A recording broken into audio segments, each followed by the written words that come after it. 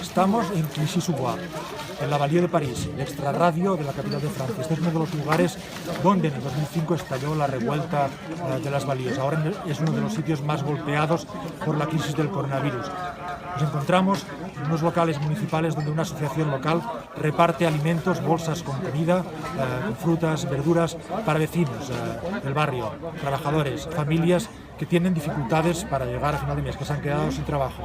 Esto es Francia, uno de los países más ricos del mundo en los tiempos del coronavirus.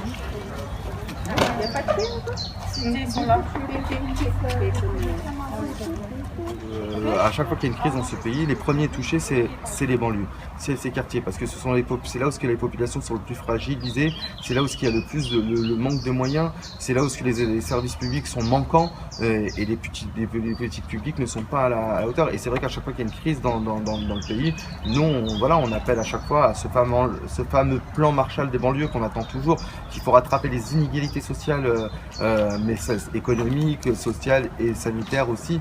On le voit aujourd'hui. Il y a une souffrance. Les gens, ils ont faim et il y a une vraie souffrance pour les gens. Ça reste des gens dignes.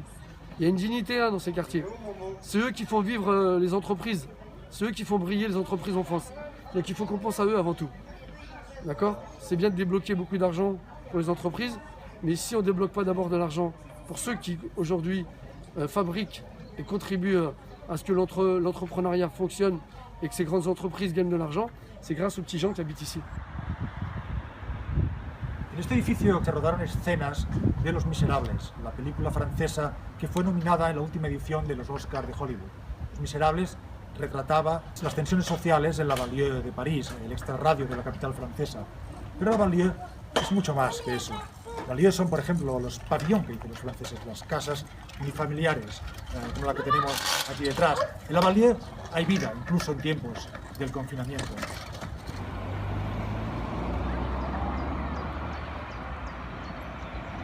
Il ne faut pas oublier que c'est la totalité de la population française, toutes catégories sociales confondues, qui est de toucher de plein fouet parce qu'il est en train de se passer les conséquences économiques et sociales.